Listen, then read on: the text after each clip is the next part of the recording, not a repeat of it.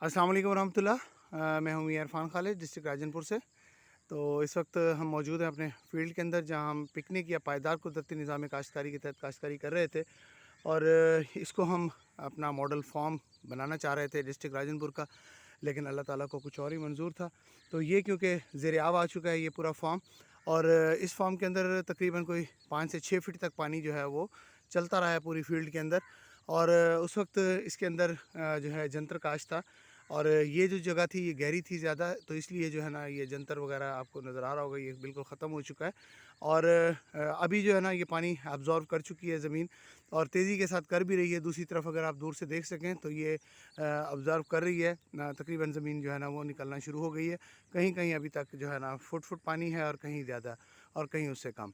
तो ये है कि इसके अंदर ख़ास चीज़ जो दिखाने वाली थी वो ये थी कि यहाँ क्योंकि हमने हार्ड पैन तोड़ा हुआ था ज़मीन का, और ज़मीन ने जो है वो पानी को जल्दी अब्ज़ॉर्व कर लिया। अगर मैं दूसरी तरफ ये देखें, बिल्कुल पगडंडी पे खड़ा हूँ, और अगर मैं ये दूसरी तरफ कन्वेंशनल की पोजीशन आपको दिखा सकूँ, तो ये देखें, ये कन्वेंशनल फील्ड है जहाँ पे पानी की अभी पोजीशन ये है कि पानी के अभी सूखने का कोई चांस नहीं है। और ये यहाँ पे तकरीबन 1.5 फुट 2 फुट और कहीं इससे भी ज़्यादा पानी जो है वो अभी तक मौजूद है।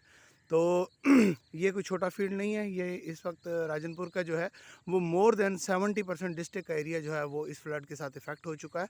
और इसके साथ 5 लाख लोग जो है वो बेघर हुए हैं, और तकरीबन कोई 6 लाख लोग जो है वो पार्शली डिस्टर्ब हुए हैं।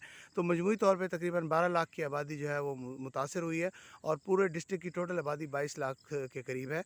तो मोर देन 50% से ज़्यादा जो है ना वो मुतासर हो चुकी है। और एग्रीकल्चर लैंड की अगर बात की जाए तो 70% से ज़्यादा एग्रीकल्चर लैंड जो है वो मुतासर हो चुकी है, और फसलें जो है मुकम्मल तौर पे तबाह हो चुकी हैं। और इस वक्त बाज़ एरियाज़ के अंदर तो पोजीशन ये है पानी के लीड डाउन होने की, जहाँ पे ज़ाहिर बात है हार्ड पैन नहीं टूटा हुआ, तो वहाँ पे शायद गंदम भी काश ना हो सके। क्योंकि इस वक्त अल्हम्दुलिल्लाह हमारे फील्ड में पोजीशन इस हवाले से तो हौसला अफ़ज़ा है। हम उम्मीद कर सकते हैं कि नेक्स्ट क्रॉप जो है वो इंशाल्लाह इसके अंदर काश्त हो जाएगी। तो इसमें जो है ना डॉक्टर साहब अगर मेरी बात सुन रहे हैं तो मैं उनसे गुजारिश करूँगा कि इस हवाले से हमारी रहनुमाई करें। क्योंकि ये देखें, बेड जो है ना वो एक दफ़ा बैठ चुके हैं, मुकम्मल तकरीबन ज़मीन के बराबर आ चुके हैं। तो हार्ड पैन तो डेफिनेट बात है इसका टूटा था, जब ही इसने पानी इतनी जल्दी से अब्ज़ॉर्व किया।